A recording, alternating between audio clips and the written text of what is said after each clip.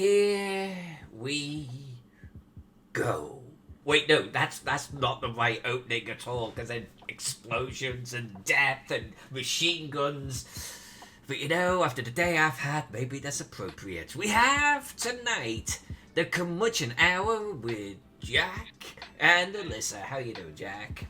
I'm doing well, my dear. Yes, normally our curmudgeon hour is when we used to commute into work, but now it is on the street. Now it is on the stream indeed. And Wargaming Recon is here with his first. Wargaming Recon, seriously, man. Anyone that normally says first, I'm like, shut up. But you're just the right man for it. I'm glad you're first. I'm glad you're here. It's good to see you. Big virtual hugs to you. And talking about virtual hugs, every single one of you Patreon subscribers, every one of you Twitch backers, huge amount of love to every single one of you. This channel, everything we're doing, everything we're trying to create here is because of you. It gives us our hardware, it gives us our software, and it gives us our jelly beans. Without further ado, let's jump into tonight's stream. Tonight's stream is the Castle Keeper's Guide. This week's going to be a little bit of a flipperoo, because then tomorrow we're going to be working on Metropolis with Mark Greenberg himself. But tonight, we are colouring. I think I still had a little bit of colouring to do on this map. I think I had still some farms to do on this map, if I remember correctly. So I'm just going to sit here. I'm going to finish this map. Then I think we're coming down to this one. That is the plan for tonight. So without any further ado, I'm jumping into this bad boy. Sounds like. And Wargaming Recon, you always do the info command. You missed it last Thursday when you were on the channel, because I actually edited the info command that basically said, I'm editing this just because Wargaming Recon always checks for it. That's what last Thursday's was. Hey, Lord Elias, good to see you, my friend. Good to see. I am getting my energy. It's coming to me. My friends are here. The mapping begins. Yes, it's all happening now. Whiskey helps. Whiskey helps. The further our work days get behind us, it all ends up working out.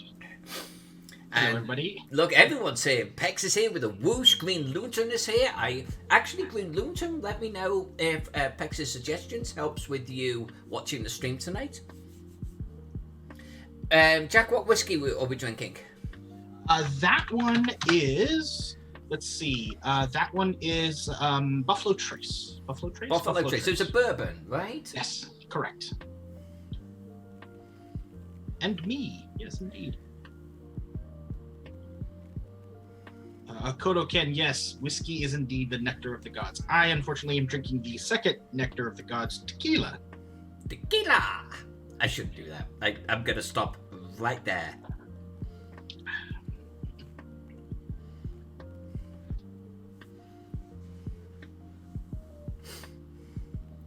Yeah, mine is tequila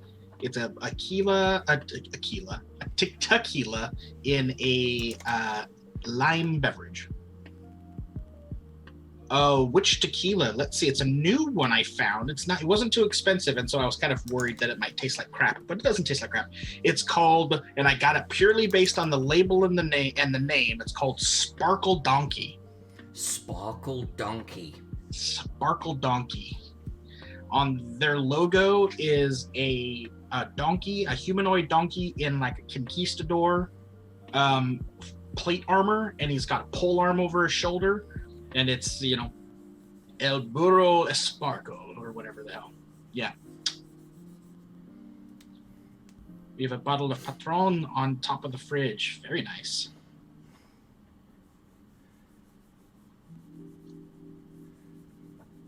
I'm starting easy tonight. I'm just going to do flagstones while we're getting ourselves warmed up here. And then I'm going to colour some fields. I think that's the way we're going to do this. Ooh.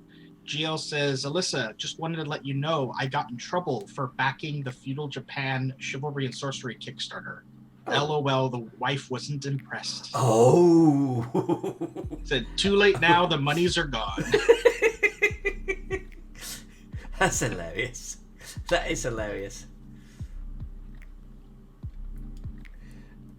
It was actually Wargaming Recon. I was actually a little surprised to find that you and I, at least to a degree, because we do have a joint account. We have a couple of joint accounts, actually. But he was a little surprised that you and I have separate accounts, separate finances in some ways. Right. And, I explained to him, it's just the way we are, blah, blah, blah, blah. But that is a damn good reason, because I can spend my own money on a Kickstarter and you don't blink an eyelid, because I'm not spending our money. Right. It's not. I would notice if suddenly a giant hit took to our joint funds, because we do have, we've got a couple of joint fund accounts where we do a lot of joint purchases from. If suddenly all the money was gone out of there, I'd go, I have questions. Right. And I'm sitting there with a big box of goods. Apparently you chose minis over the car. Okay, this is not going to work. This is not going to work. Not that we're suggesting, GL, that you spent your car notes on a Kickstarter.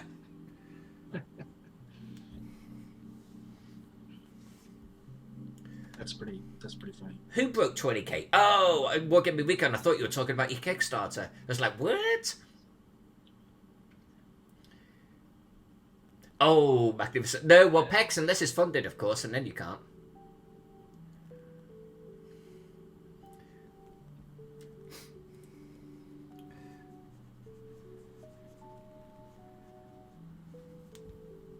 Wargaming, I have a buddy who keeps his money separate from his wife. Each of them takes a different bill to play. He makes more than her now, so he pays the mortgage, car loan, etc.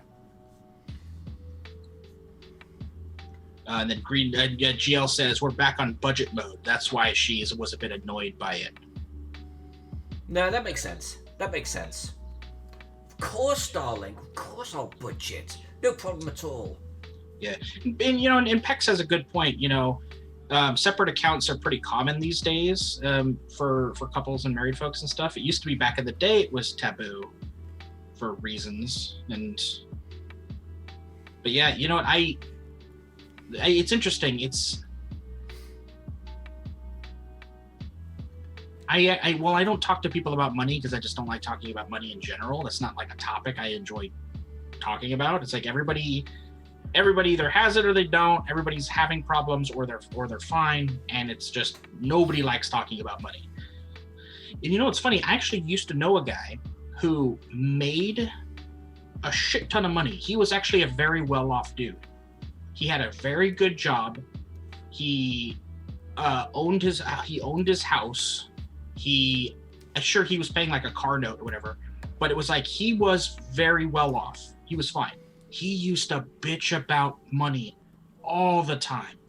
Like he was one of those guys that would come back and be like, do you know how much milk is now at the grocery store? I'd be like, I don't know. And he's like, it's $4. He's like, can you freaking believe that? I always wanted to go, who cares? You make so much money. What do you care? It was kind of ridiculous.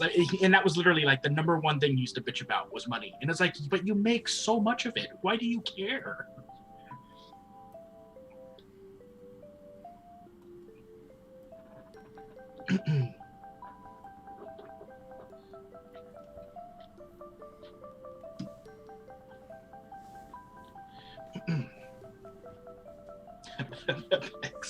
Just slide some of the minis my way and you'll have my silence. Yes, indeed. Oh, because Jill's saying that, that your wife doesn't know about Twitch, so she'll never know. Okay, cool. And he's saying, give me some of them minis and she'll never find out. Ooh, blackmail in the thread.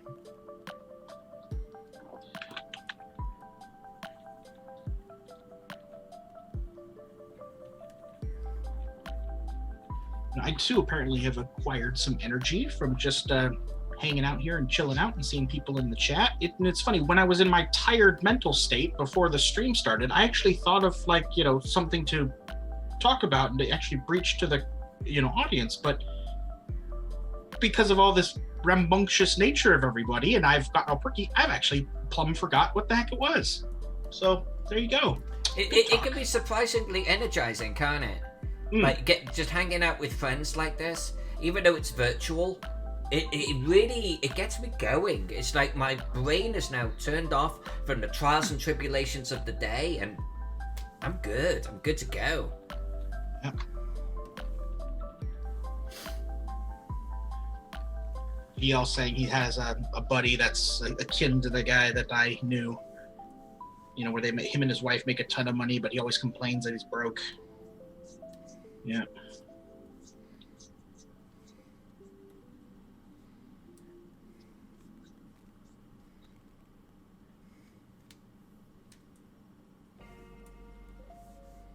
And then Wargaming saying that he works with people with insane amount of money, and they also shy away from, you know, milk costing $4, what have you. And how he knows one fella that could buy a few small islands and wouldn't make a dent in his finances, yet he refuses to buy ice cream from an ice cream shop because they're too expensive. Wow. Yeah, that's how it is. That's how it is for some people. It's crazy. And you know, one could argue that they have this type of money because they are so frugal. But if you're frugal to that extent, then you're not even enjoying the freedom that you could have. You could buy yourself an ice cream without worrying about it. You don't have to budget over that type of thing, you know? Right. And there's plenty of people that can't do that. So so now you're depriving yourself. What's the point? What's the point of having it? Right, exactly. You know, I always like to think that I'm frugal for things that make sense. Like I always remember, like somebody was like, you know, if you had like $1 million, would you like, what sports car would you have? I'd be like, I wouldn't want a sports car. I'd get a practical Hyundai like I do now, and the rest of the money that I would have, I would like put away, or I'd invest it or something, you know, GameStop, yay. But it'd be one of those things where it'd be like, I don't want to buy $1 million sports car. What the heck's the purpose of that? I mean, just so I can go, ooh, I've got a sports car. Me being me, I don't care about sports cars. I want a practical car. But I'm not going to be like, oh God, I've got to buy a car.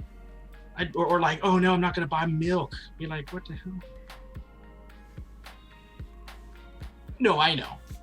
I know these days $1 million, which is crazy to think about how $1 million isn't that much money anymore. But I actually had a friend who got into an accident that she didn't cause, and she got, I want to say, I think it was like $2 million or something out of the deal, because she was terribly hurt. And like suddenly all of her relatives were coming out of the woodwork to get cash out of her. But when you actually broke down that she couldn't work for the rest of her life now, that $2 million wasn't that much. It just wasn't, you know? And it's like, fuck off with you bloody leeches and you vultures. Totally, right? You know, I've just realised that I've got a little farm here that has no road to the outside world. And I'm tempted to leave it that way. I might actually draw a path up here. But it'd be a nice little sort of Easter egg about, well, how does that farm actually get there? What the hell? Let's do it this way though, just so I can sleep at night.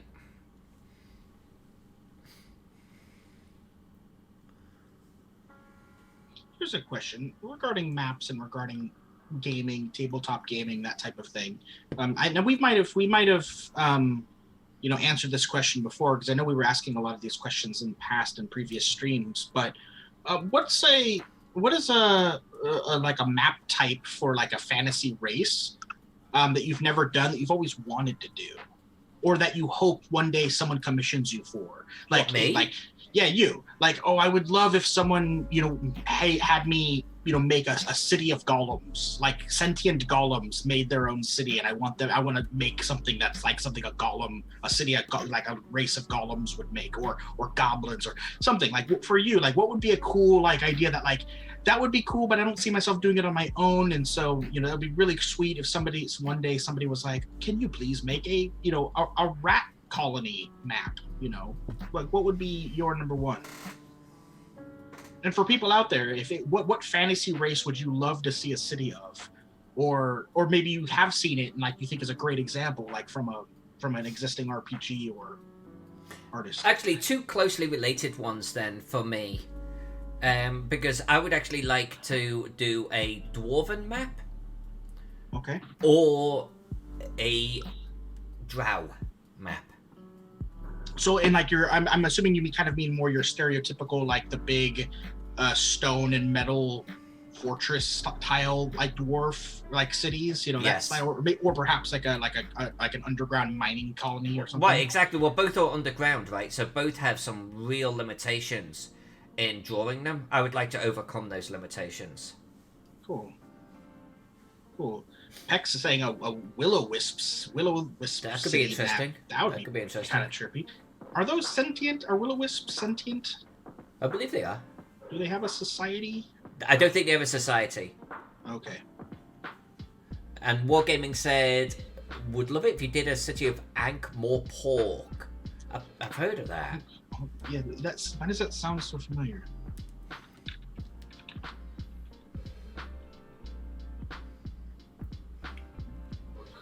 Oh, Discworld. Okay, it's the city-state from Discworld. Terry Pratchett. Okay. Oh gosh, I got to imagine there's been tons of maps of Ankh-Morpork. Oh, as a matter of fact, yeah, Google search shows a shit ton of maps. Crap ton of maps of Ankh-Morpork. Ooh, some of them even like isometric maps. Holy scamoli. See, and I think that would be something that you'd have to explore with a dwarven map. You know what I mean? Yeah, totally. I think I would really have to stretch myself, but in a good way. That's a good point, Wargaming. There is no Alyssa map version of one. That's why he wants to see one. Oh, and Akoto Ken clarifies with what was exactly what you said, Alyssa. Sentient, yes. Society, no. Okay. Right, I think they were always individuals, which is why, so here's a fun map fact I'm going to give you for free.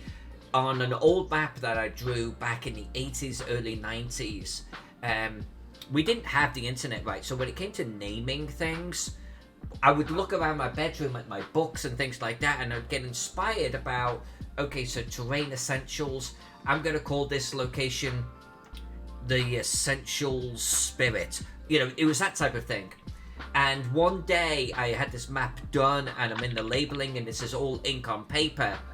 And I'm looking around my bedroom, and I see a candle. And my brain just goes, candle.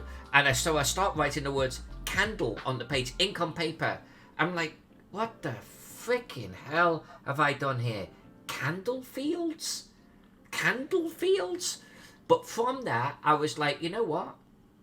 This is where will-o'-the-wisps actually gather once every 100 years for whatever reason. A little bit like, you see all of these migratory sort of animals occasionally do. And it's like all of the wisps come to this and it becomes the candle fields once every 100 years. And I started writing all of this lore behind basically a labeling mistake. Nice. Wargaming Recon, wouldn't a werewolf city just be a normal city? Because werewolves are just regular people most of the time.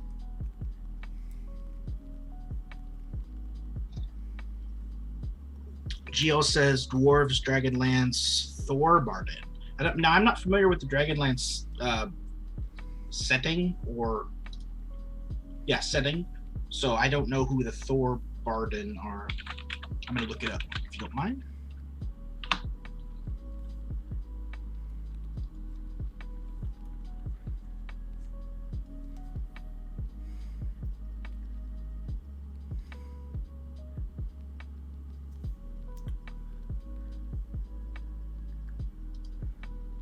Well, there's a big highlighted message. Oh my god. Oh, it's a will-o'-wisp thing from Pex. Okay, in folklore, a will-o'-the-wisp, or ignis fatuus, Latin for giddy flame.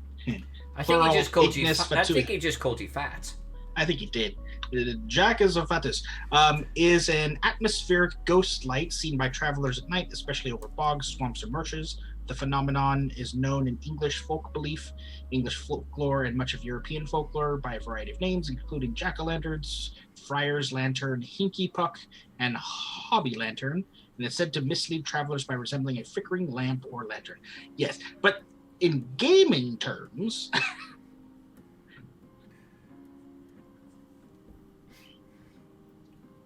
I'm gonna take the plunge and look at this. Oh, okay, cool. This is it is like an underground. So the Thorbarden dwarves. The Thorbarden is a kingdom of dwarves. Okay, it's like an underground city it looks awfully like a series of tunnels and big chambers, because that makes sense that you mentioned that they don't like cities. Okay, cool. Nice.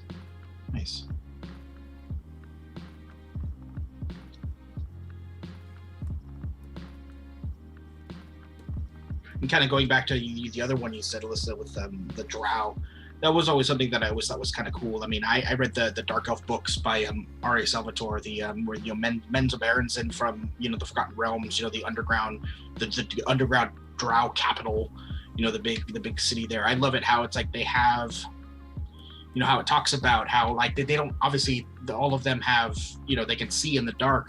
And so they have, there's no real lights, but there's like certain special types of lights that they have that don't create like, light that as we know it, because otherwise they'd all be like, they'd all be instantly blind. So it's kind of cool as, I remember one of the stories, there's like a wizard who obviously he's trying to read like a tome. And so he has like this, it's like a black light candle almost that doesn't create like a traditional light, but it creates just enough illumination reaction like you can actually read the ink on paper pages, because it's not like the ink glowed in the dark or anything. So it was kind of interesting. How would you do a Drow city? Like, what would be your spin on it? Like, forget everything that people have done in the past. Like, what do you envision for a Drow city? What, me? Yeah, you. No, the other cartographer on the stream. It's a really interesting question. I don't know if my spin is any different. I think I would be tempted to do isometric, though. Okay. And I think I would love to do like a big, huge cave, but with huge stalagmites, like hollowed out and lived in, with buildings also like wrapped around them, and probably with bridges and connecting things. Yeah, and then the outside walls kind of hollowed out and ramps and stuff. I don't know, I would probably do that, and while I would make it really dark, I would probably illuminate it a little bit like Orruk style, the city of Orruk. Little pinpricks of light in there, illuminating it out a little bit. Right. Nice. Wargaming Recon, has anyone read The Goblin Emperor? I have not. I have actually not even heard of it. I have.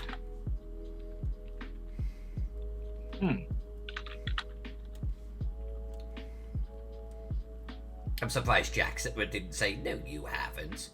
Well, I thought my very condescending was enough. Oh, you're too polite for the channel. That's your problem. I was going to say. Because you want to say, fuck off. Yeah, this came out in 2014. So, yeah, you don't read, and I would have known. I have read by Wargaming's definition, because he's listening to it for the second or third time. Mm-hmm. I have read a considerable amount of books in the last 10 years. That is true. In the last 10 years, you have not read Goblin Emperor. That's correct. He's asking me my opinion, and my opinion is I actually really enjoyed it. No, don't listen to her Wargaming. She listens to either nonfiction books, like typically historical lectures, or nonfiction books talking about history. And recently, she has started listening to fictional books. Only recently, but all of the books that she's listened to that are fictional are all historical fiction. No. The sequel's coming out. I'm very excited about that. You can't just read what he types in the chat and regurgitate it as if you knew something. For the love of God and all things holy, stop. Wargame, I've not read it. I hadn't even heard of it. My entire life is a lie. Pex does say that it is on his list of things to read, so... And actually, in all seriousness, I would consider adding it to my list if it was good. While Jack is correct, I tend to not read fiction. I have been doing a lot more fiction recently, Jack. You have to admit. You have. Even if it's historical fiction. Okay, well, it features a strong female character who's a cartographer, and she murders her husband for calling her out to her friends. Well, let's not give you any ideas. Please don't read The Goblin Emperor. I think I'm going to. And it sounds like a great book. Nope, I think it sounds like a terrible book. That's terrible.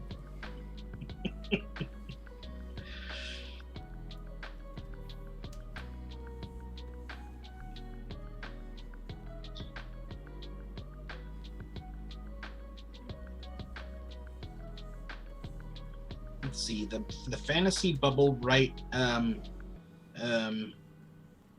fantasy bubble right is huge at the moment with ongoing series. I don't know what Pex, can I buy a clarification on that? I don't Can we understand. use this in a sentence? Can I right now what is happening right now? Look, Alan's in like... Alan's coming in going, what?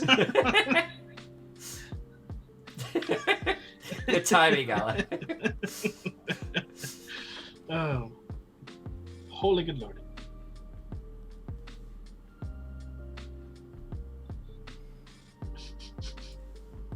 Fine, let's English, he says. Oh god. Green Lantern says, Green Loontoon, I haven't read a book in 5 years. I hope the new Dragonlines book get me back into it. And it's a good point. You know, funnily enough, I was kind of in your same boat where I hadn't read a book in quite some time as well. And for me, well, for you, it's the Dragonlance books. For me, it was the new Star Wars High Republic series that has come out from Lucas and stuff. And I still haven't finished the first book that's come out of the new rebranded, stuff. And it's one of those things where it's just like, I don't feel like I have time. It's like, I always feel like all of my time is doing something else, It's like, I want to read, but it's like at the same time, I'm like, but there was all this other stuff I wanted to do instead. So it's one of those things where, like Pex, you had mentioned a couple of streams ago or a while ago that you were like dedicating every day 45 minutes, read something. I need to do something like that.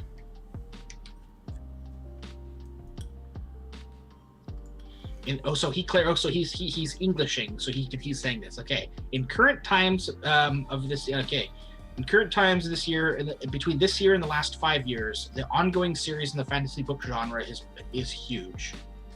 Tons of options, almost too many. Okay.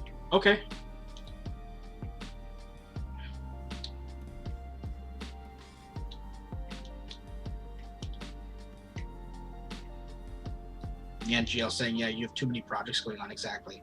Wargaming, yeah. I'm not at all surprised. He's surprised that we haven't read a book in 5 years. He reads about 5 books a night. Yeah, for some reason that does not surprise me in the slightest.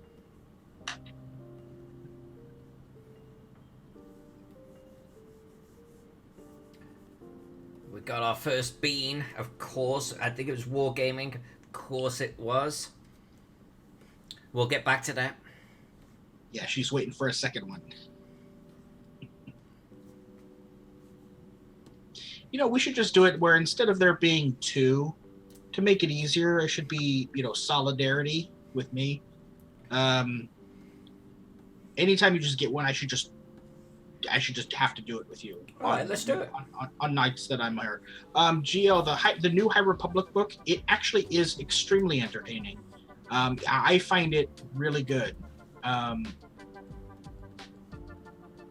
You know what? Wargaming, while I don't have the supplies to make you an ice cream sundae, if I had the capability of sending you a bowl of mango sorbet, which is what we've got in the freezer at the moment, if I had the capability, I would send it to you lickety-split. And if we are going to do a bean, I will be out in just a moment. You let me know when you're ready to take a pause for this. Oh no, what is that? That is a bad place. Oh well, no. This is the tannery. Right? Oh, then that makes sense. Okay. And I'm gonna smooth those lines off. But yeah, this is a tannery. They've got all sorts of bad things coming out. Is it like a septic tank factory? What is happening right now? Whew. You know what I should do is actually add some really bright colors though.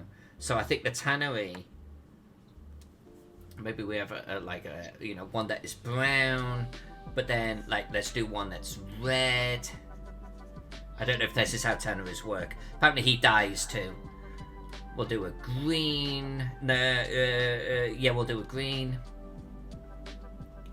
And we'll do like a yellow or something like that. Wargaming, yes. Next time we are together in person, we will definitely have a Sunday together for sure. Hopefully, wherever we're at has a it's a convention that has a lobby restaurant, so we can go get some dessert. And Alazilla, mango is the best fruit. Fight me. I might have to because I think my kiwis sniffed down your mango-ness. Just saying. Ooh, and persimmons. Foo you, persimmons. Pretty damn good. Persimmons are fruits, right? Yeah, there's seeds in them. Yeah. Persimmon.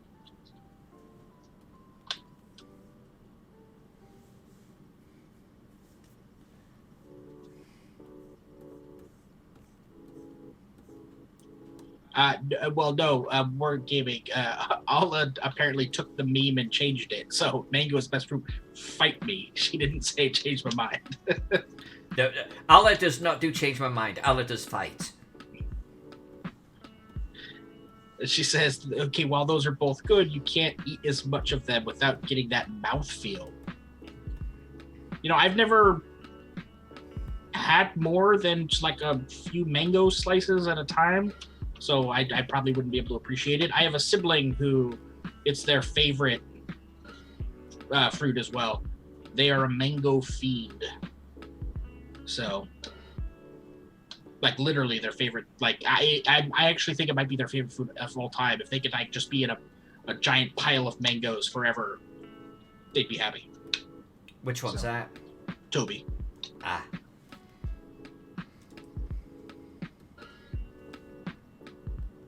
That looks damn good. I'm okay with that. I'm hitting save. Alright, let's do this bean. Jack and I are going to do a bean. Let's do this thing. Look at the lovely Coruscants while I'm away. Alright, and... Oh, it's been a while since we've done the beans. Here we go. Here we go. And we might have Jack do his bean first. Now I'll do a blind grab, but it's white. I'm not eating it. Here we go. Kind of an orangey color. You know, I've had 2 whites recently, and they weren't anything near as bad as the one that you had. I will give them to you then. Alright, I'm pulling mine out. That's what he said. Okay. I've got an orange one, so I'm going in. I don't even have a drink if this is bad.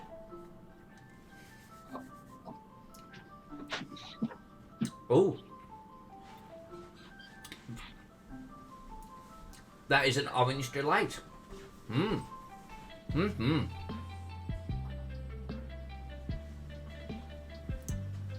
No, that's like 2 oranges got together and they learned about the birds and the bees and they made little baby oranges all in your mouth at the same time.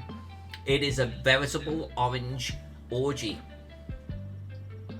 Maybe a little bit too much on the orange, as you can imagine an orange orgy to be. But it's pretty good. I like oranges, so it was okay. I'm fine with that.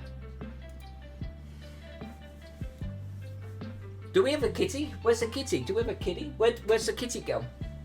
Oh, he's there. Hi, fella. How you doing? Hi, baby. You want to give Mama some love, huh? Hi, baby. Hiya. Alright, kitty love.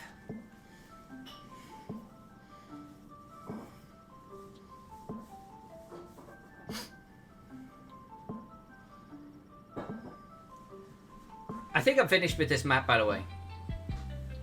We had to do the aviary. I did it. We had to do the cemetery. I've done it. I actually did a little bit more around the general vicinitas. That's all good.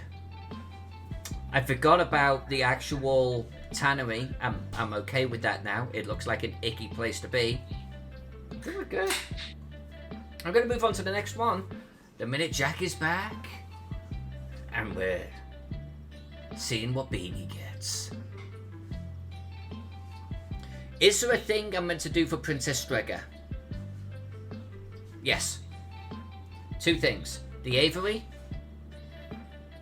and the vampire crypt. Done.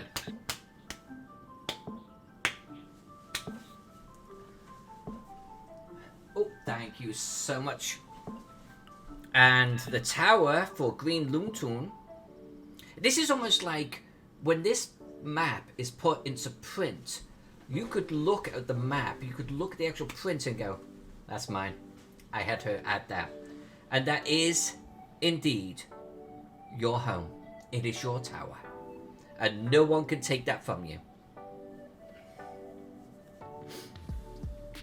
And this is going to be available as a poster. It's going to be. Oh, and I should actually tell you guys while we're waiting on Jack to get back, Stephen Chenault from Trollord Games, i.e. the owner of this map, is going to be here next week. Next week. I'm so excited. Nice. You gonna like talk about the project and about everything? Yeah, and we're gonna talk about a secret project that he and I are gonna do together. About them apples. All right. So, now that it's in the light, it actually looks like it might be a pinkish one. Pinkish. Hey, there's a big picture of me now. Look at that. Sorry, everybody. Sorry. All right, let's see how this goes.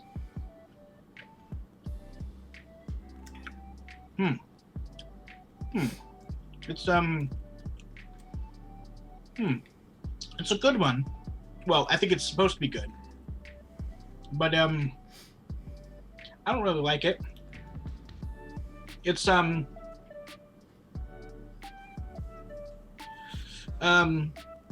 know, like that artificial fruit flavor you sometimes get from other candies? Like, actually, you know what this tastes like?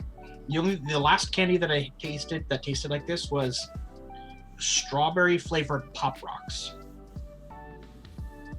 So it's like a weird strawberry flavor, but it's crazy ass artificial sugar strawberry.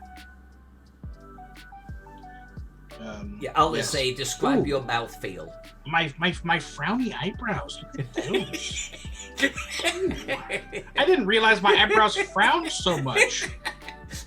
You just make them worse. I look like a glary bastard. Yes, you do. All right, well. There he is. Let's go back into Happy Jack mode. Hello. Describe your mouthfeel. I am a cartoon character. Well, you gotta cheer for Wargaming for that. Hey. Yeah. But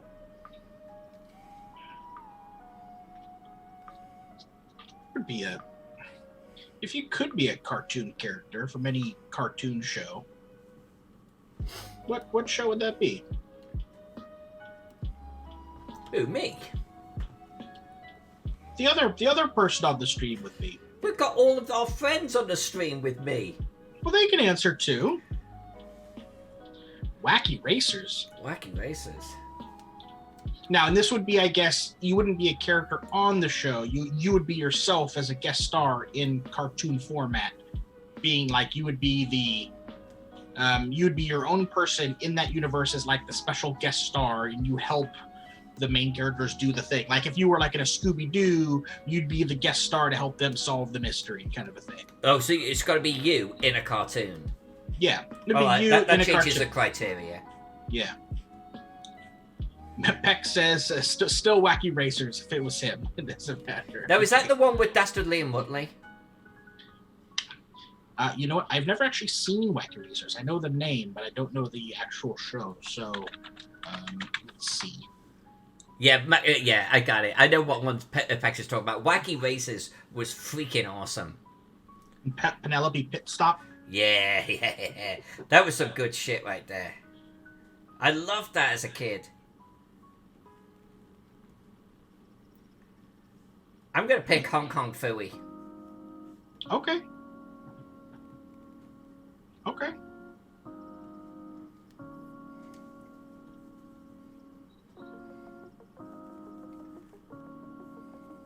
Ooh, let's see. Gio says Justice League Unlimited. Nice. on Midwest. Hello. Hey, Midwest is here. Hey, Midwest. Nice call. So, what did Wargaming say? Oh, Wargaming said Star Wars droids. Interesting. So, even with that criteria of it being, you being yourself.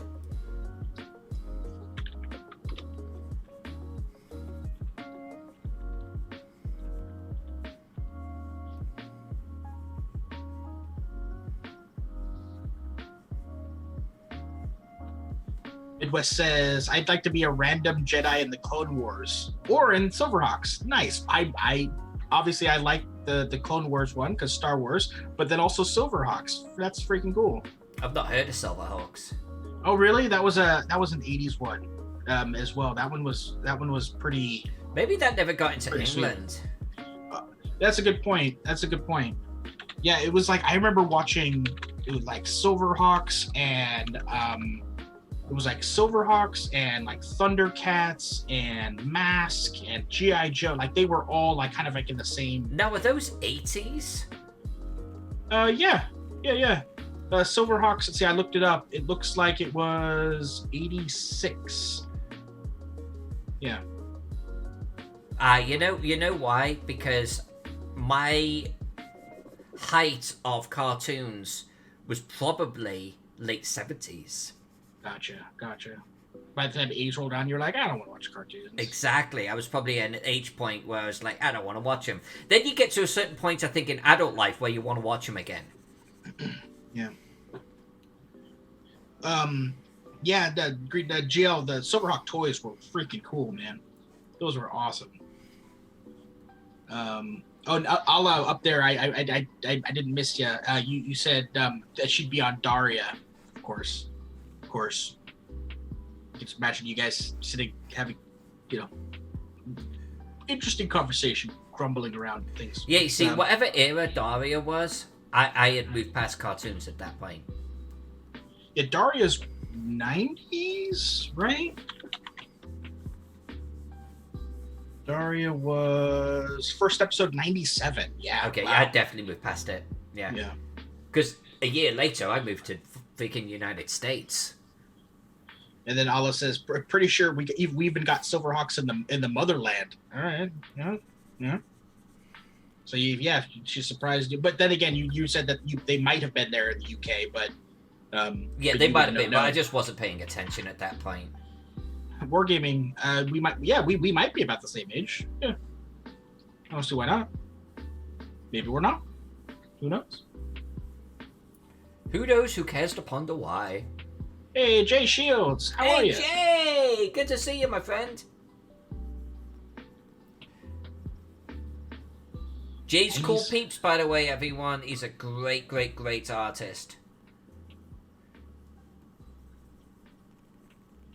And actually, talking of which, just so you all know, Allah Zilla in the chat is also a freaking amazing artist. That she is.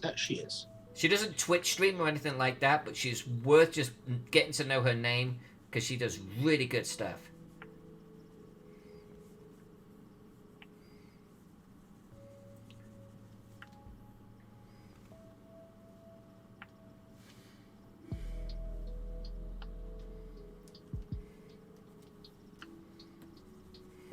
See, and Allah's saying that 90s cartoons were great. Yeah, see, Wargaming, I dig that you dig Beavis and Butthead. For some reason, they were always a miss for me. I don't know why. I actually knew a lot of people who were really into Beavis and Butthead. I never could get into They them. were like amazingly popular, but I'm with you, Jack. They did nothing for me at all. Hey, Phantom Jen, hello! Hey, Phantom Jen is here! Ah! Phantom Jen is going to be on the stream, by the way, in a future week. See, Jill says Super 7 is making a new line of Silverhawks action figures. Are they now? I'm sure a lot of people are going, who the hell are these guys?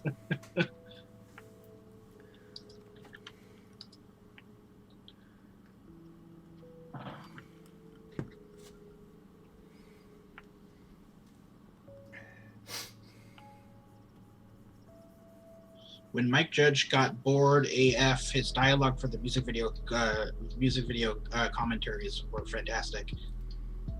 Is that what it ended up becoming? Kind of like the two characters just watching music videos and like Mystery Science 3000ing them? Jay says he's doing well. Just revamped his website to offer stock art for sale. It was a beast to accomplish. Jay, well, congratulations. Jay, post a link to your website in the chat. Let everyone see your sexy goodness right here.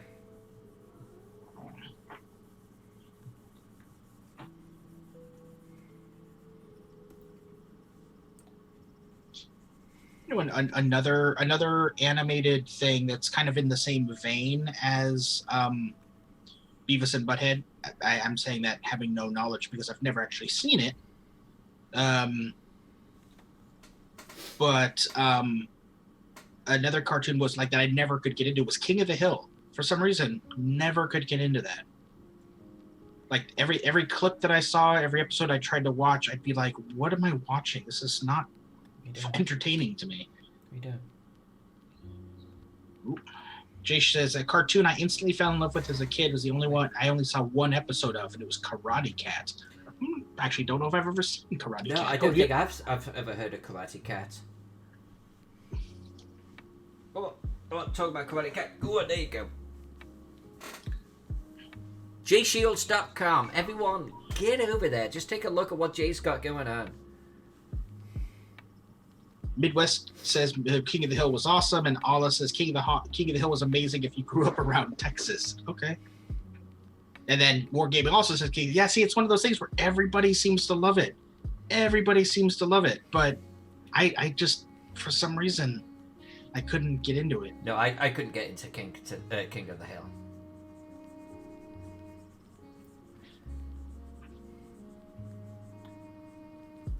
Honestly, the only adult cartoon, so to speak, you know, aimed towards a more mature audience that I could get into was probably Family Guy, in all honesty.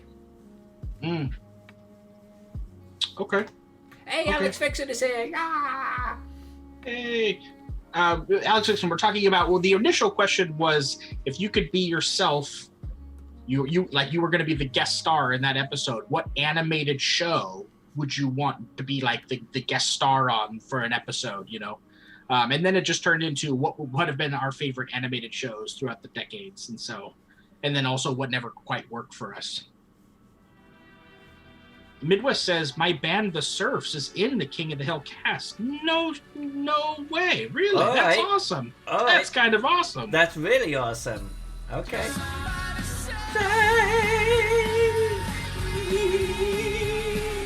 Alright, made the save.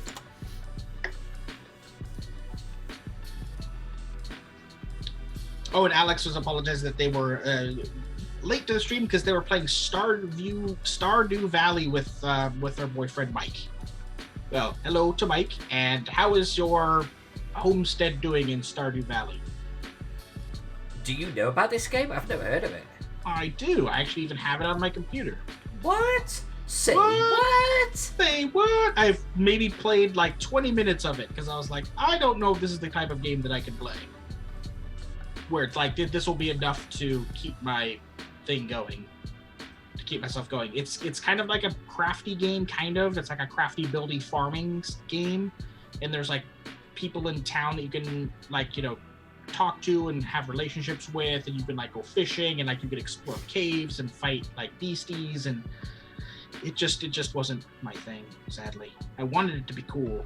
Yeah, I wanted it to resonate with me because it was so cute and it has so much potential. But for some reason, just for me, I just couldn't do it. Ooh, we're in year 5 at the multiplayer farm. Nice.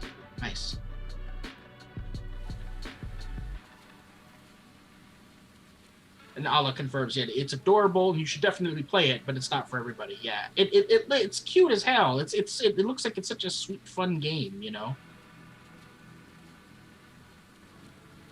Oh, Midwest says, no, we are the cast. We could dress up them for Halloween if we wanted to. We even play the theme song. Oh, okay, you are okay. So you're not in the. Okay, gotcha. Okay, Okay, my apologies. My apologies for that misspeak. You're not in the cast. You basically could be the cast with all of you. Okay, gotcha.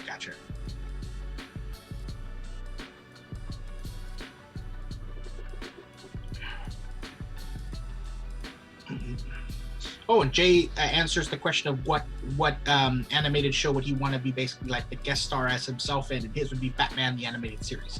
Nice. Now, would you play like a victim, or would you play like the villain, or would you play like, you know, somebody who helps Batman out, or maybe needs to be rescued?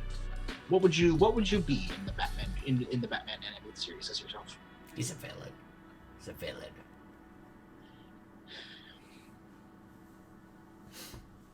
Phantom Jen asks me specifically, do I lean more towards cute games or more towards adventure or something else?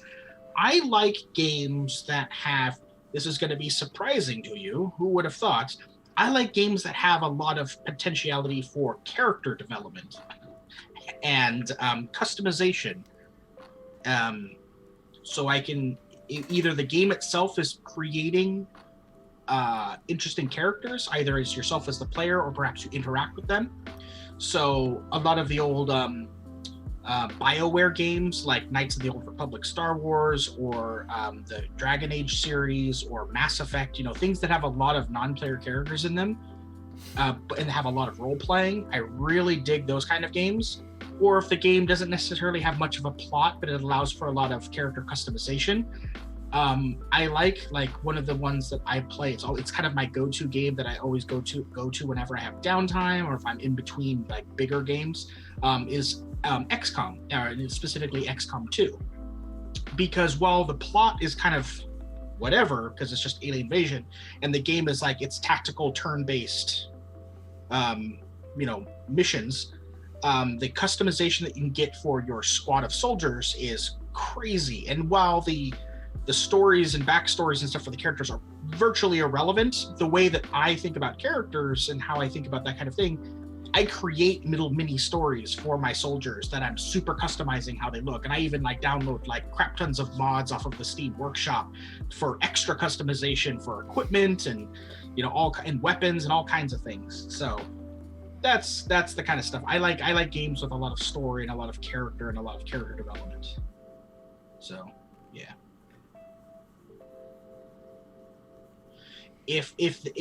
When Mass Effect gets re-released, because obviously that's the new thing nowadays, the re-release of games with better graphics and better game, updated game systems. Oh, I'm so in on the Mass Effect re-release when they do that. Oh my god. Oh my god. Oh my god.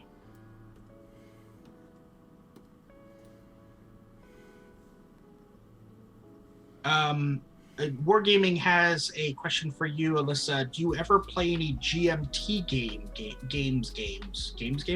Oh, GMT games. If so, what are some that you enjoy? What are GMT games? That I don't know. All right, good talk. Ooh, so Jay clarifies what his role would be in the Batman show. He would be a vigilante who has a misunderstanding with the Bat and probably would get destroyed by him, but then wind up inadvertently teaching him an unexpected lesson. Nice. There you go. Ooh, Alex Dixon would also want to be in the animated Batman animated series.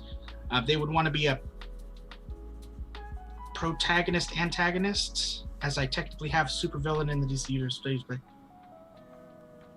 oh, because you played the DC Supers game, you actually technically already are a supervillain in the DC Universe game. Oh, so you actually played it in an official licensed game, like at a con or something, where that you were part of it, and so you were able to be it.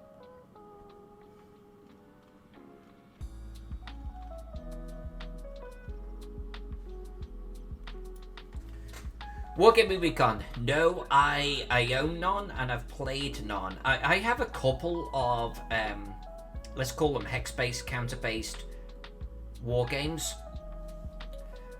But honestly, it's not a big thing that I play. Not because I don't like it, it's just lack of time. I actually own a Roman one, and I forget what it's called now. but like the gameplay length could be like 106 hours, proudly exclaimed on the back of the box. And while I would love an environment where I could set up a game to that degree and leave it set up until it was completed, and friends who would be willing to crunch that type of timeline with me, it just doesn't exist. So I own the game and I've never played it, literally. So no, I don't own any of their games, and so therefore I can't have an opinion.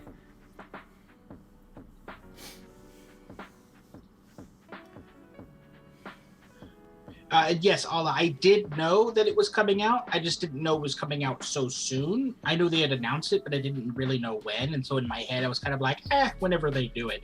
I didn't realize, now that I'm looking up, the remastered Mass Effect trilogy is rumored to be releasing as early as March. Holy schmoly. Rumored now. Oh, that could be your next title that you play then, Jack. Yeah, I actually just reinstalled and fired up Dragon Age Inquisition recently, which, BioWare had pretty much been stamped out of Dragon Age at that point. It was pretty much pure EA, but still very entertaining, and I was going to play through that. But that being said, if the Mass Effect Legendary Edition remastered trilogy comes out literally in 1 month's time, I am so on board with that. Jay Shields, have you ever played West End Star Wars D6 role-playing game? Alyssa? Yes, I have. But it was back in the 90s, and that was the last time I played it. I had a lot of fun though. Had a lot of fun playing that game. Funnily enough, I have too, and the last time I played was probably back in the 90s. So it's like a cousin of mine ran it wasn't a very long game. It was me and a couple of my cousins, and then one cousin was running it, and it didn't last very long, maybe a couple of weeks, and we were done. So it always seemed fun, but because I love Star Wars, but never really got much into it after that. Jack, what is the game that we own?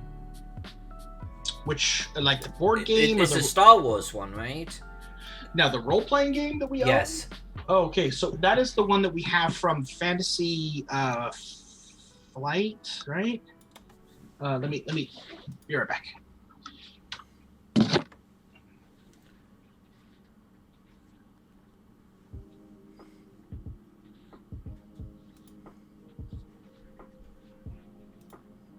Yes, the Fantasy Flight. It's a Fantasy Flight edition of a Star Wars role-playing game. We specifically have the rulebooks, and if I'm not mistaken, the technically the game is still the same, but one of them is called Forces of Destiny, and the other one's called Edge of the Empire. And there's actually a third one. And if I remember correctly, technically they're all the same role-playing game. Just each one of them has different elements that it introduces, but they're all interchangeable, if I'm not mistaken. But yeah, Forces of Destiny or Edge of the Empire, the Fantasy Flight Star Wars role-playing game is the one we have.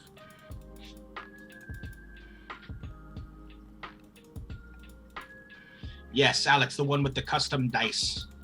Yeah, I even have a set of the custom dice, and since I actually haven't read the rules, even though we have the books, the dice are funky as hell because they're symbols. I have no idea what they do.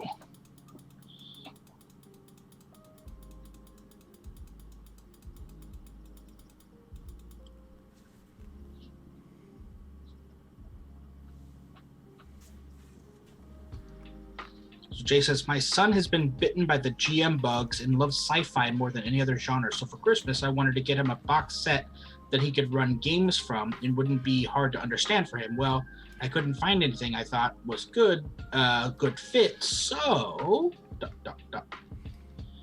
right, the next bit.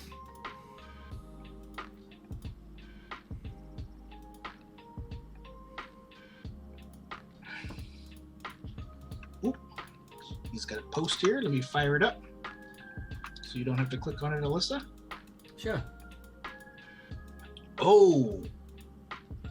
Should I click on it? Yeah. He got him basically got him like the freaking like a custom print of like the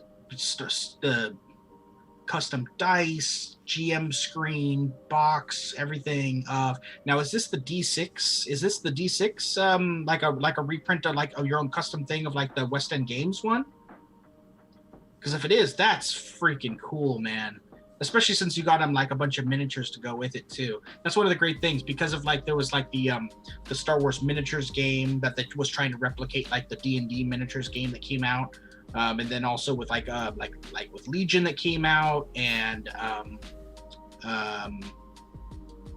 the other board game of Star Wars that we have. Anyways, all the minis of Star Wars have come out. That's freaking cool. Very, very, very nice. And hello, Brian. Hello. Hello.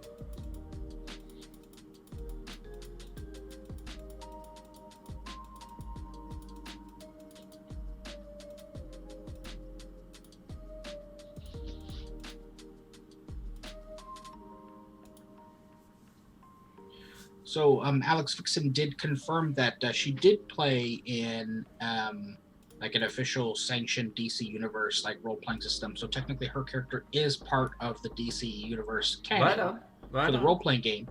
And her character, she runs a couple of companies called Armageddon Unlimited and Henchco. She supplies villains with their weapons and goons. But she would help the Bat as she knows that where the bad guys hide, and she knows their shipping addresses. So, yes. I guess it is a way to make sure you don't get punished. You're willing to trade info.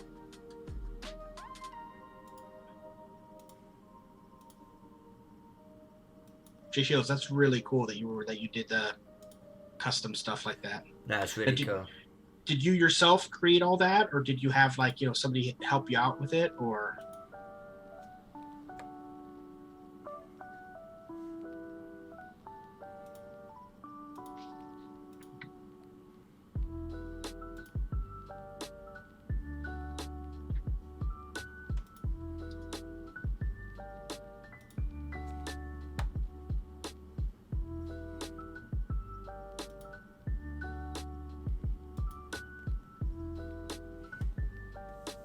Ever since you did it on the Brock, you really like doing that forest background area. It looks pretty cool. I do like doing it. Gotta admit, it looks pretty cool.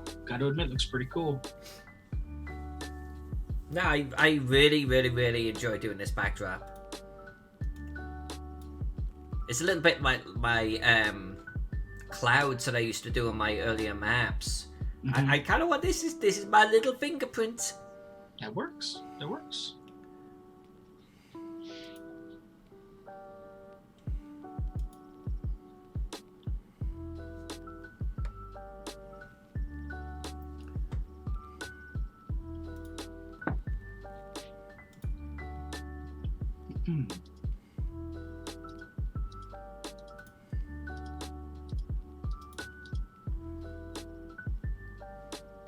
So Alyssa, now that don't disturb me, I'm doing birds.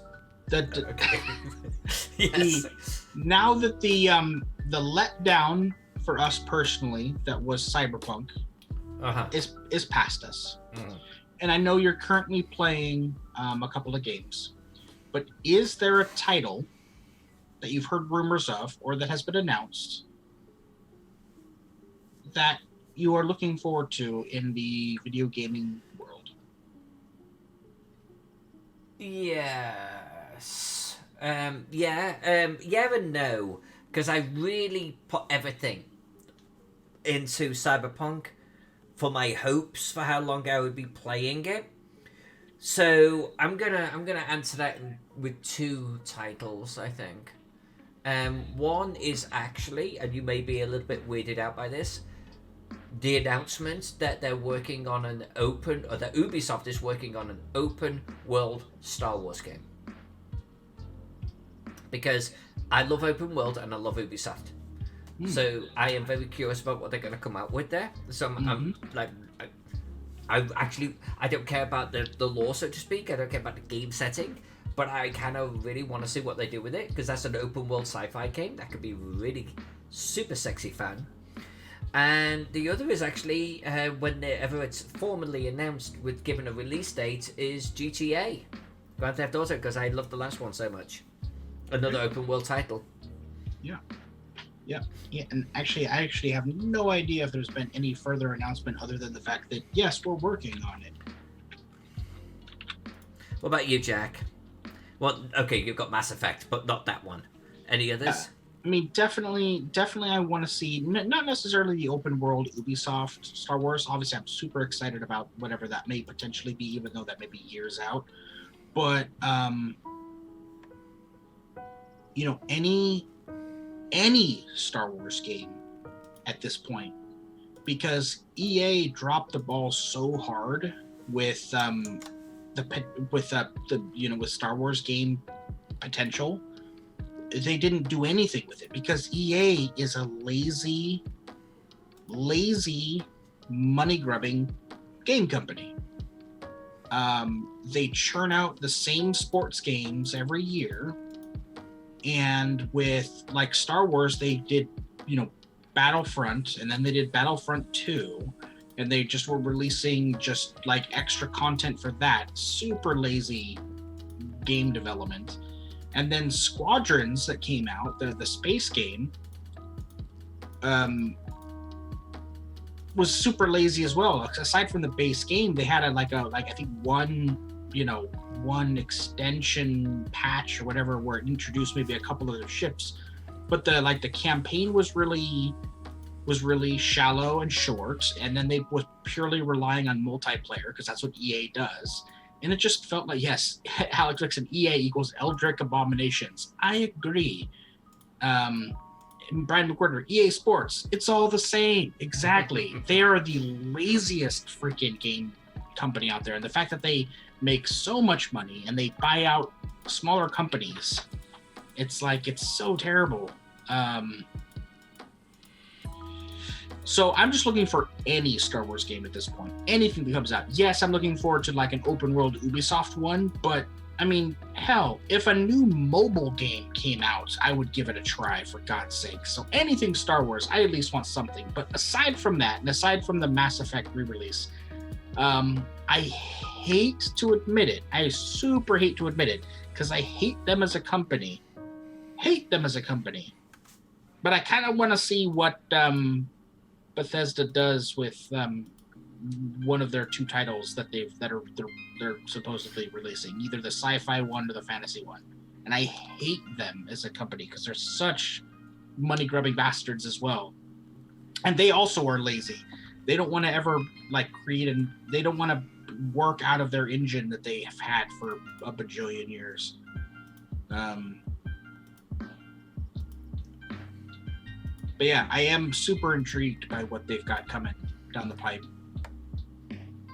Yeah. So the next couple of titles out of Bethesda, I personally will be waiting on reviews, I think, and waiting some time after. And Bethesda used to be on my list of maybe pre-order, but definitely get it day off and definitely take some time off work. Right. I'm not doing any of that at this time. 100%. I'm going to watch some gameplay videos, and if I see the same AI, if I see the same engine behaviors underneath the hood, I'm not getting it. I'm just not getting it.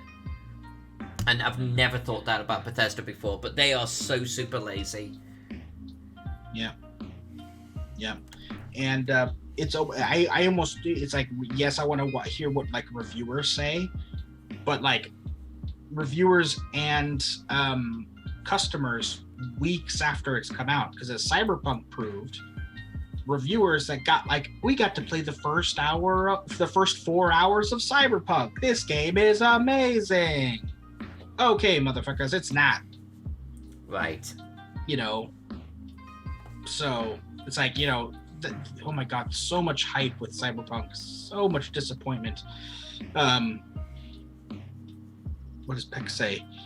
Is there a Star Wars game where I load in, the doorbell rings, George Lucas answers, I kick him in the balls, and that's the end, and that's the extent of the gameplay? Okay, well, hey, I take it you're not a prequel fan.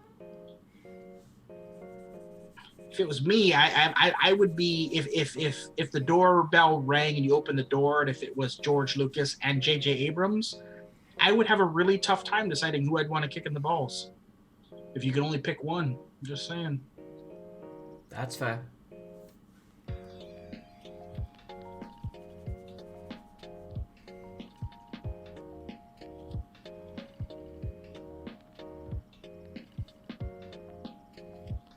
Wargaming Recon in a cities skylines mode these days. Well, okay, but that's like a current game though, because that's a good game if you're into that kind of game. That's always the kind of game that I want to be into. And I even I've even played City Skylines a little bit, and I know Alyssa's played it a lot. And as a matter of fact, when I watch her play it, I go, man, I want to play this game. But then I start playing it, and it's one of those things where it's like my brain just doesn't hold interest. You know, kind of like with Stardew Valley. It was like, this game is like, it's cute, it's fun, I'm loving it. It's not holding me. It's just not in. Yeah. Oh, Peck says, I want my Star Wars Galaxies back, but without the fuckery. Yeah. Alyssa, you played Star Wars Galaxies. I actually never played it. I did. But do you want it back, but without all the fuckery? I don't. Well, actually, Star Wars Galaxies did a lot of things right. There was a lot of areas of the game where I was like, whoa. And like the player created like crafting system and everything was part of it. I loved that aspect of it. But there was a lot of game balance issues or just the general what players could do. And the first, honestly, it was not that deep into the game, and I watched a dude run past with like 4 Rancor pets. 4 Rancor pets. And the game had been out for like 2 weeks, and I'm like, I'm done. I'm just done with this. This is just bullshit. So that kind of broke things for me. And by the way, I'm not the type of person who, it broke my immersion. I don't do that shit. I don't give a fuck about immersion. Yeah, it plays into it, sure. But it's like, the dude had 4 fucking Rancors. What the mother effing right now? And it's like that I'm out. I'm out. If you can't control your game to that degree, I'm not sure you got a game at all. So, right. No, overall, that game does not rate highly on my list. And GL was saying, and I know this is something that you had pointed out before as well, Alyssa. GL says, Galaxies was good until they opened up Jedi to everyone. You see, now I quit out before they got to that point, but that is an example of a freaking stupid move. Right there, they're just playing to the audience, right? Because okay, I'm going to be generic, but everyone wants to be a freaking Jedi. Well, if you come up with this concept of a character might be Jedi, then that makes it special. That makes it special.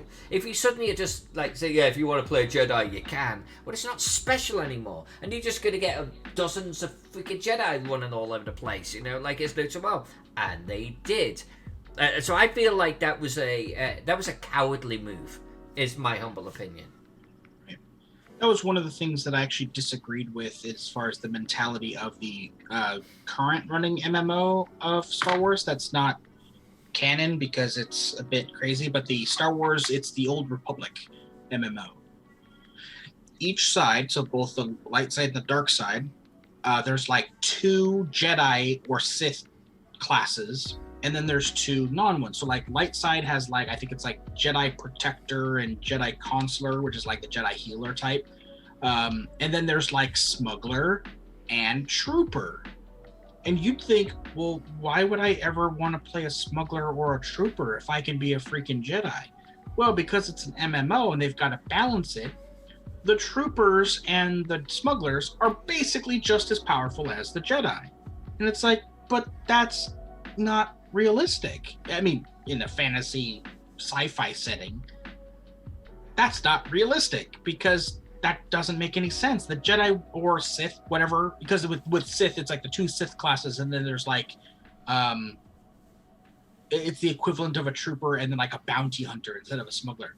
And it's like, what, like a bounty hunter is, okay, Jango Fett was a weird ass anomaly in the prequels, and the only reason he was able to kill some Jedi was because he basically sneaked attack him, whatever. He did a sneak attack. He did a snack attack. Fucking Doritos came in. He hit him with the Mountain Dew. He got him. But no, it was, it's like they don't even compare. They would get annihilated. If you cannot command the force to do your will, you're donezo in a battlefield. It's so lame. And so it's like the one thing I don't agree on. It's like the fact that, okay, whoever starts off as a non-force wielding character is silly, but then the fact that the force wielding characters are no more powerful than the other characters, screw game balance. You're kind of defying the whole point of that, particular power and class. Anyways, I'm cranky over here. That's okay. Wargaming with Recon likes it when you crank out, just so you know. Yeah, that's true. Pex does say he liked being an average Joe non-Jedi. That's the thing. I like what Galaxies did originally, which I never played in, but Alyssa alluded to, is like the fact that the Jedi were super rare and not everybody gets to be them. It should be it's like a lottery system. I'm sure there's a thing where it's like, oh, if you have enough money and you pay off the company, you could be a Jedi character. Sure. I bet you there's that. They've got a top tier. If you spend $600 on your account, you've got a guaranteed Jedi character. Okay.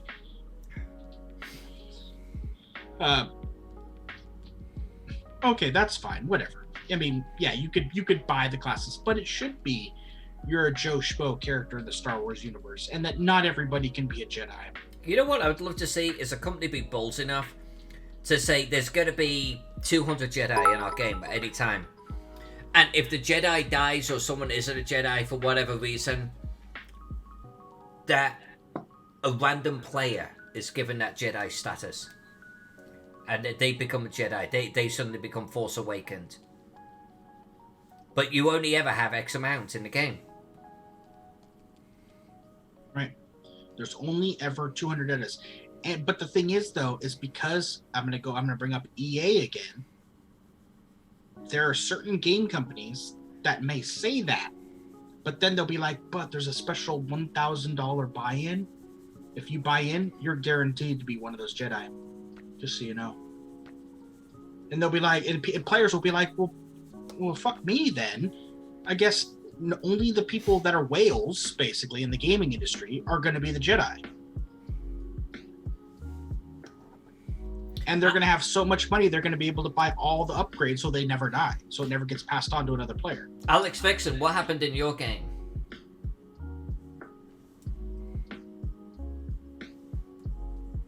Oh yeah, because it was brought up. Brian McWhorter said they should have done it like they did with World of Warcraft with the Death Knight. Actually, I'm not familiar. And then now, I'm actually not familiar with the World of Warcraft Death Knights either. Can someone explain that? And then she says that a Death Knight killed her interest in World of Warcraft. So yeah, and I agree. Alazilla, surprise Force sensitives. Yeah, it should be like what Rian Johnson was trying to do in The Last Jedi. Anybody could be Force sensitive. You just don't know who. It has nothing to do with your lineage or your bloodline. It's not a class you buy, right? It's not a class you buy, and it's not something you're necessarily born into. It happens randomly. Yep.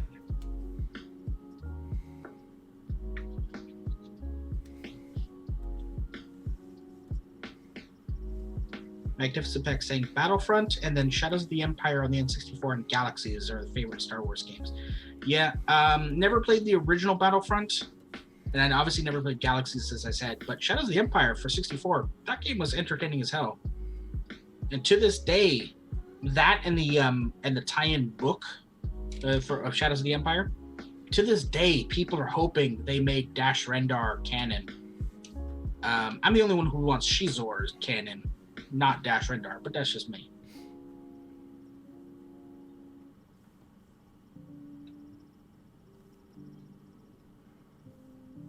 I can't help it, GL. I like Rian Johnson, and The Last Jedi is one of my favorite Star Wars movies.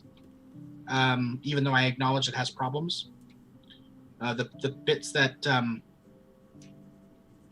everything with Luke, with Rey, and with Kylo, all of those storylines transcend a lot of other Star Wars material, in my personal opinion. The stuff with Finn and Rose and Poe, I could care less about. What's this? But That's me personally. Cool if you don't like it, and cool if you don't like his other films. I know some people, Ryan Johnson did Knives Out. Some people didn't like Knives Out. Some people don't like his movie Brick that he did. I dig him. I dig those movies of his. So I like him as a filmmaker personally.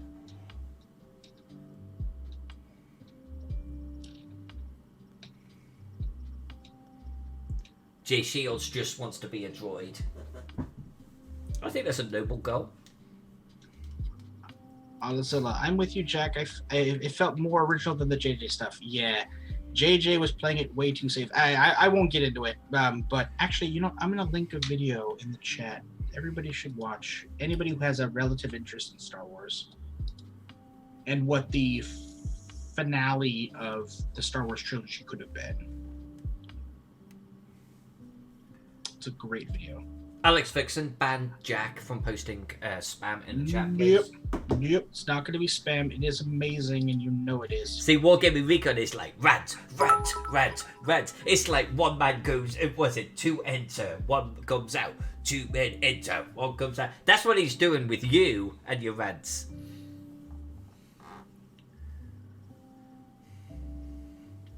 I loved Peck's Planetside. I love Planetside. But you've got to have a crew, right? You have to have a crew for Planetside.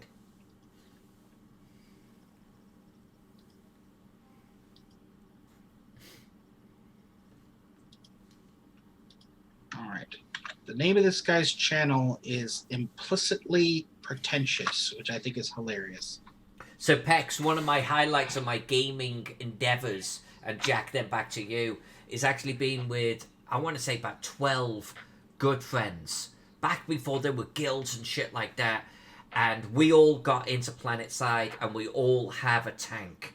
Except for me, I'm like the supply vehicle at the back.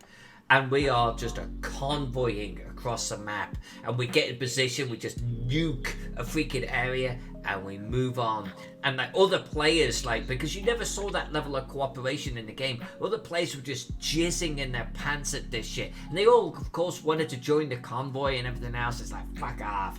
No, it was so good. It was so good. It was so much fun. I love Planetside from that perspective. But you've got to have a crew that you run with.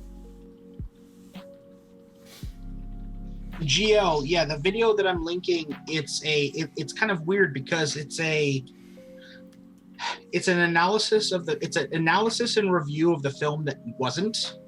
It's from the leaked script and leaked concept art for what was supposed to be the original episode 9, which was called Duel of the Fates, that was written and directed by Colin Trevorrow. And it connects directly back into The Last Jedi and The Force Awakens, which the guy who does the video, who's clearly done his research, connects it all. And he breaks down and he gives an analysis and a step-by-step of the unmade conclusion to the trilogy.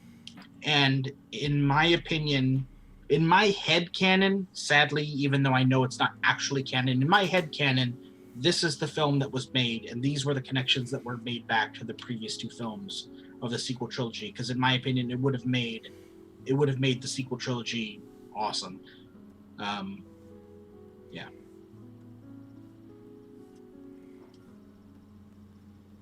And yes, Allah. Yes, obviously it's not a perfect story. And it did have its own, potential pitfalls. I do think that it was infinitely better than the finale we got.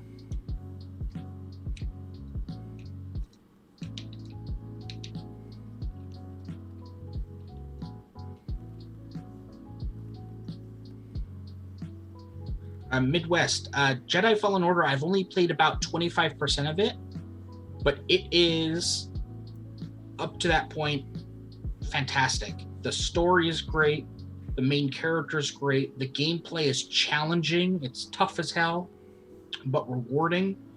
It's a heck of a lot of fun, and people that I know that have completed it have said it's like, it kind of like Mandalorian. They're like, this is like some of the best Star Wars content that's come out since the original trilogy. It's like original trilogy, Mandalorian, Jedi Fallen Order, like, and then like sequels and prequels and all that other crap, so yeah, and I've only played about 25% of it, and it was pretty freaking cool.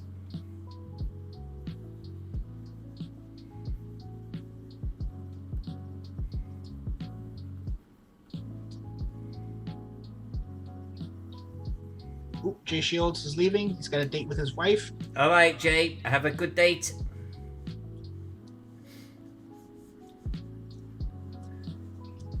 Wargaming says, sitting here wondering if I have to go into work tomorrow. Supposed to be 18 plus inches of snow here. You bastard. Jack and I love our snow, and we never get any. I love snow, and I love the cold so much. We literally don't get any. And it has to be a global warming. But we have literally had climate change that we can track year over year in the Pacific Northwest. Yep. 100%. Honestly, so here's a little rant.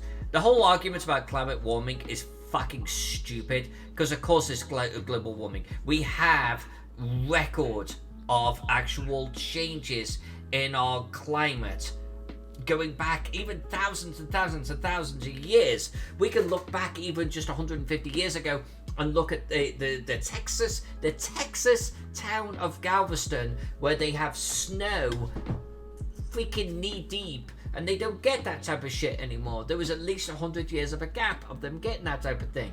Climate changed, and we know that it does, because we know that the actual Earth actually alters its freaking magnetic bloody alignment. We know this, and we know that it affects climate change. It just happens. The degree that mankind is involved can be up for debate. The fact that climate change happens is not up for debate. If you don't think that climate change happens, you're a flat earther. You think that the sky is there as an artificial construct to hide us from the face of God, and you're an idiot. Fuck off. Bottom line, climate change happens. And unfortunately, Jack and I are in a part of the world right now that is getting warmer, and it sucks.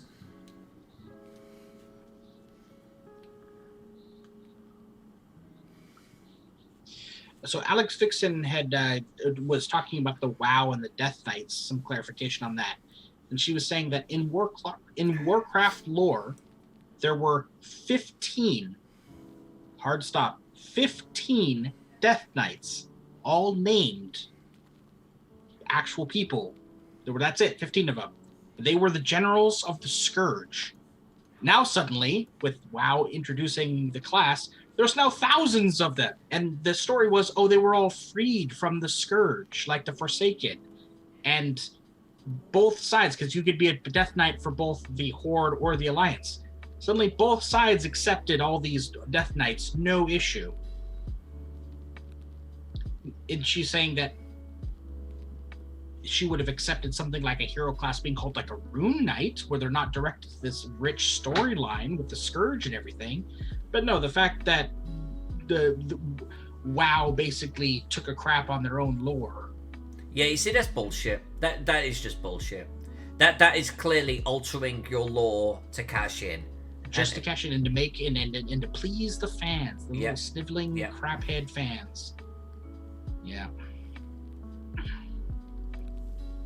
I think they would. That's a little bit like the Jedi. They would have been better off limiting him. You know. Right.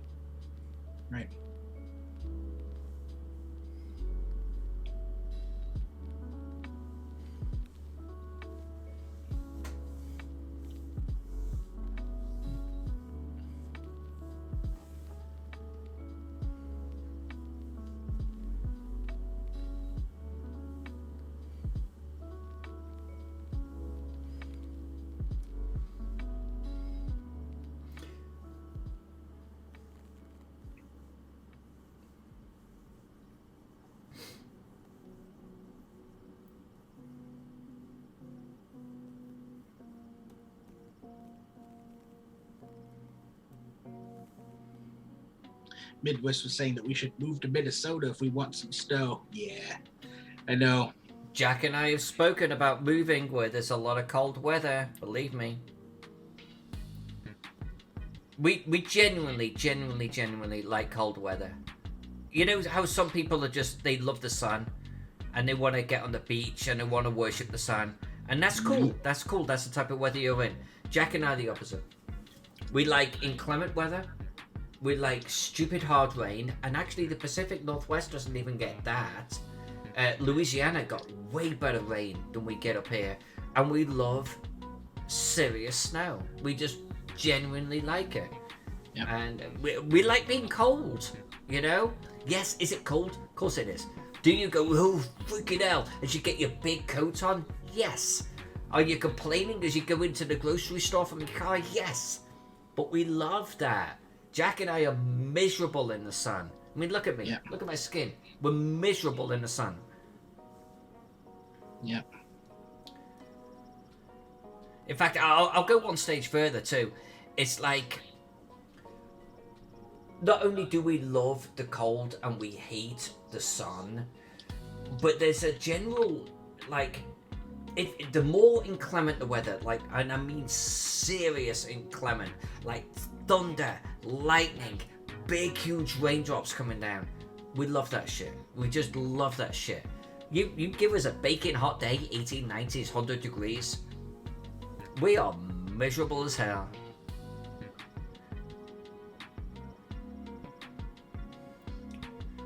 I genuinely wouldn't mind digging out the driveway and stuff.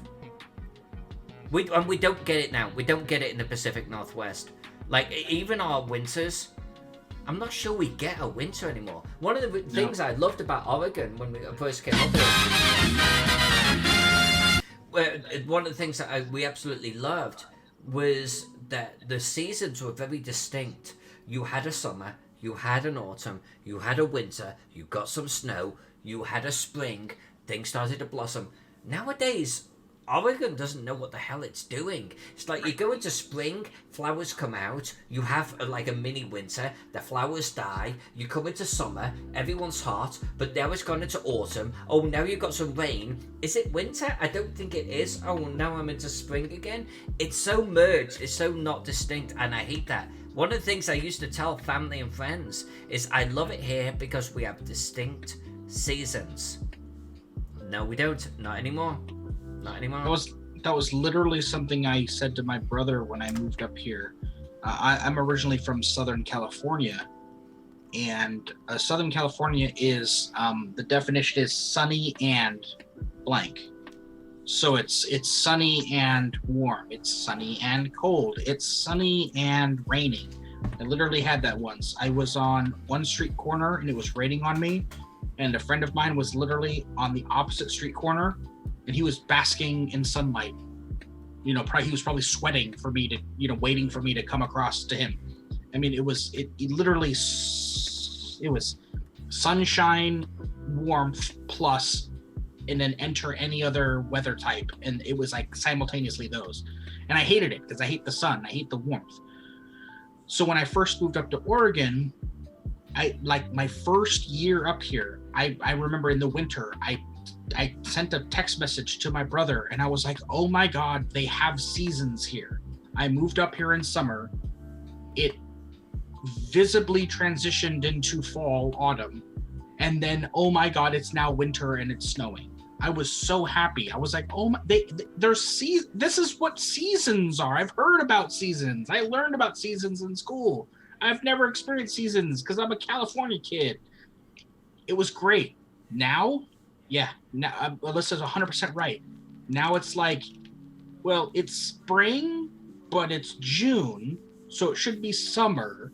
Oh, wait, now it's September, October, and it's hot as hell. Oh, and now it's December, and we're kind of getting fall showers, maybe. But now we have a sunny day, so maybe it's summer again. Oh, wait, now it's February, and it's gotten really cold. And is that frost out? No, wait, no, hold on. It's April, and we're back to warmth. Oh, wait, no, but now it's May, and there might be ice again? I don't know. Oh, it's June, so now it's spring again, right? It's so weird. They're merged together, and they're displaced by now like 3 months. It's so crazy. Alex Vixen apparently is a redhead. Alex Vixen I don't think that should surprise me, actually. And so the sun is out to kill her. Yep, that I've heard that is a thing. Wargaming says we need to move to where, and you're on the East Coast, right? Wargaming? Yeah, New England. Okay. Midwest saying the snow there is nasty. Alex Fixin, Scotland, rain with snow, rain with sun, rain with more rain, rain with lightning, rain with hail, rain with all previous entries, summer. Yeah, exactly. That's Scotland. Scotland's literally like the antithesis of Southern California, where I grew up. That's actually kind of funny.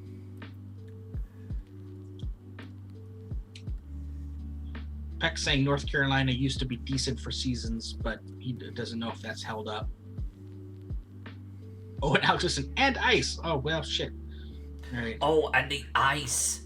I don't know about Scotland specifically, but the ice in freaking England, or I should say Britain, is real. Like, I've never scraped the ice off a car like I have in Britain. Like, it will be like an inch fucking thick.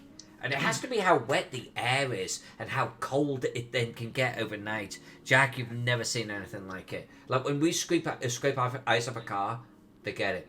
Just forget it. That is Really? nothing. Yeah. Brian McWhorter says North Dakota apparently has 2 seasons, winter and mosquito season. Well, North Dakota, I would be happy about half the time then, apparently. Because I love winter, but mosquitoes can F the F off. That's for sure. That was the thing about Louisiana. Louisiana would have these seasons where there was just some serious bugs. Pex is saying that is 100% the truth. He actually lived there for a year and he does not miss it one bit. Okay, so places with crazy ass humidity or crazy ass mosquitoes, how about, oh no, Alazilla, the South has mosquitoes 7 months out of the year. All southern states, hold on, Southern California, okay, so the South, but not all southern states. Okay, so just the quote unquote South. Okay. Like mid-South, mid. That's one thing I want to say that Oregon South? doesn't get too much of. Unless you have still water somewhere, you don't get too much in the form of mosquitoes and stuff.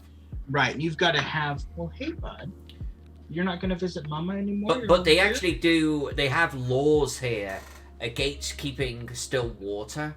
So I think they actively fight against mosquitoes. Okay. I remember being in Louisiana and you'd hear the mosquito van go past. And you'd hear this... And it was a little van just spitting out anti-mosquito shit.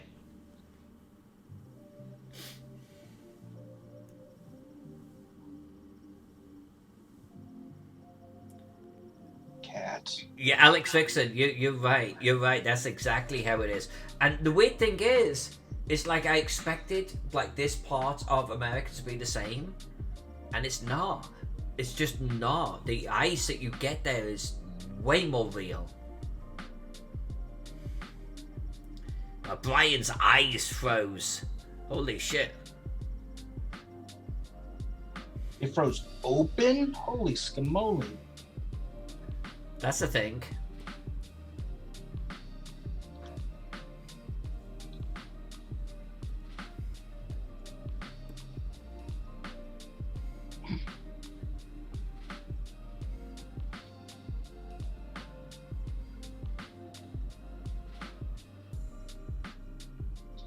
Everyone, this is Deacon. Wait a minute. Hold on a sec. Hold on. And not Deacon as in Deacon, but Deacon as in Deekin, named after the kobold from the Neverwinter Nights game.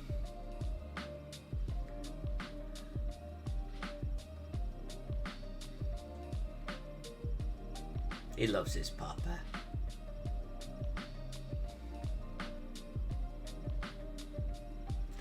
The two of you are becoming a blurry mess. Oh, and his head's gone. All right, I'm gonna send him off here. There you go. All right. Big picture time gone. There you go.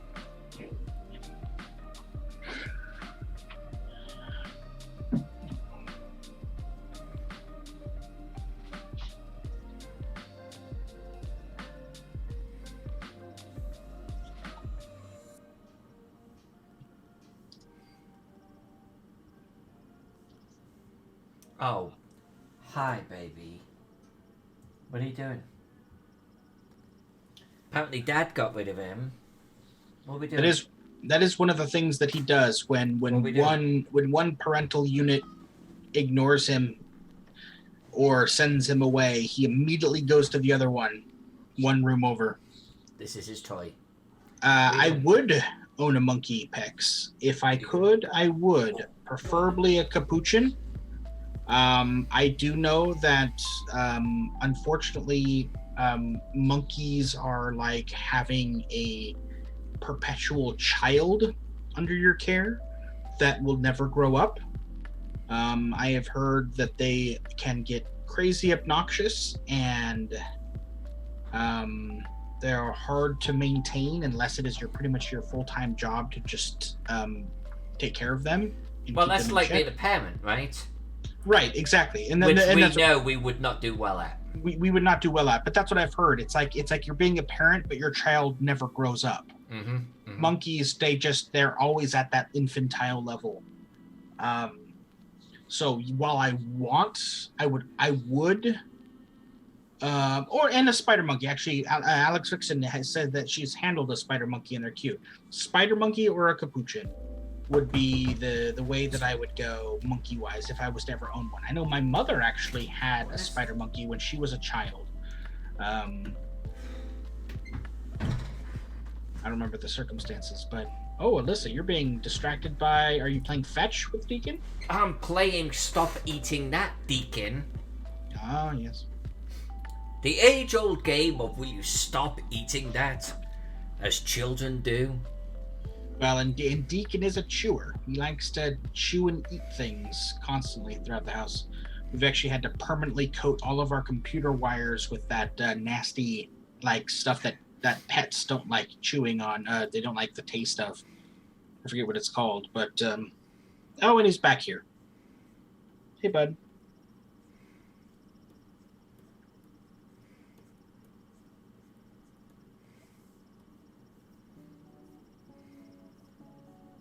Alex Vixen says she wants to own a raven. Oh, okay. They're like a kid with access to a straight razor when they get bored. Oh no. Oh, okay. Oh no. I always wanted to have a raven or a crow or a rook, that type of, COVID.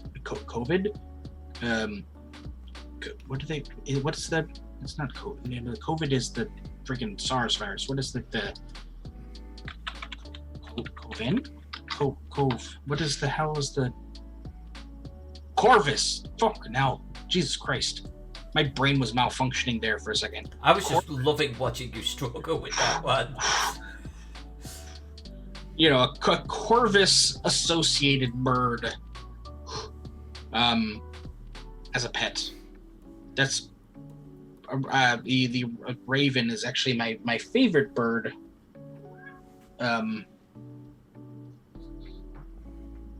So that's cool that you had one. Except sad to know they're like a kid with access to a straight razor when they get bored.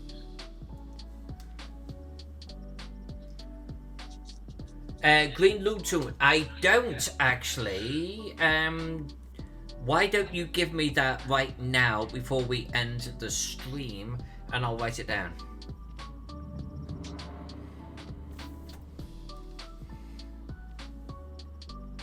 Alex giving another fun fact. Cats and rabbits are attracted to petrochemical compounds like plastic. Our buddy likes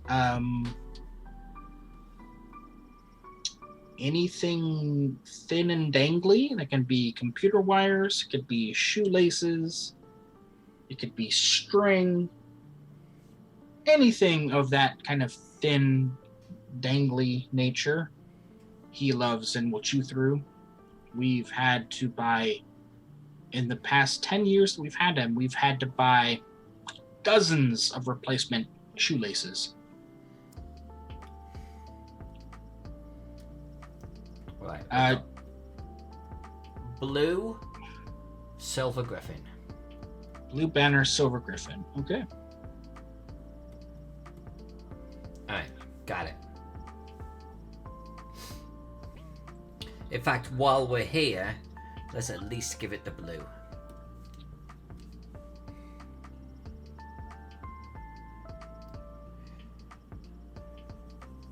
There we go. Oh, you know what? Fuck it. Hold on. Before we even end the stream tonight, and the stream's going a little bit long, but let's get this banner done.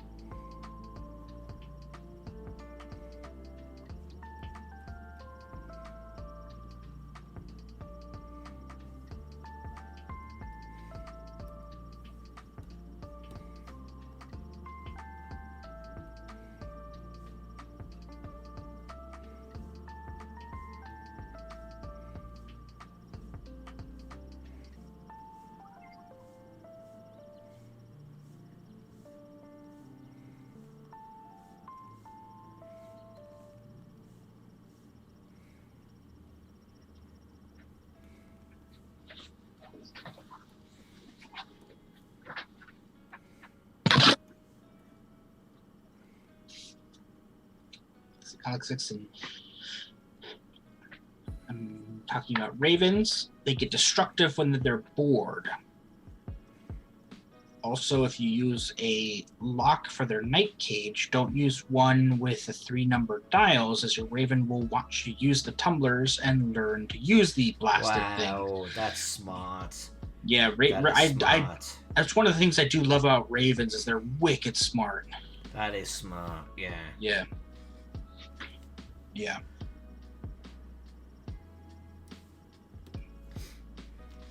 And Alyssa, I know this isn't going to mean anything to the chat, but Jared did indeed do the one move that was viable. Okay. Well, you should still have him on the ropes, though. It's going to be a slower descent into death, but yes. All he did was prevent checkmate. Yep. That's all he did. Yep. But the advantage is still yours. Right.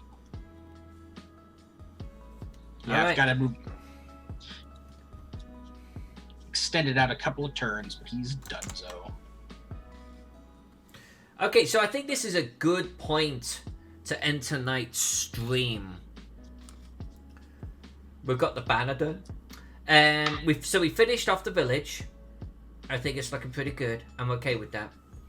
We started working on the castle. I think it's just regular castle. It's not greater or anything else. It's castle. Still a little bit of work to do. Now, we've done basically our baseline grey, our baseline ground, our baseline whatever. But we've got to come in, we've got to hit the shadows, we've got to hit the texturing, and so on and so forth. Lots and lots and lots to do. I want to say there's maybe one more stream in that, which we will talk about in a moment. And then I'm probably actually going to move on to this one. And I actually don't know how we're going to colour these big maps. I'm really curious. But we'll figure it out. We'll figure it out together. Tomorrow night, Tuesday, we are going to be with Mark Greenberg. And we are going to be working on the Necropolis map.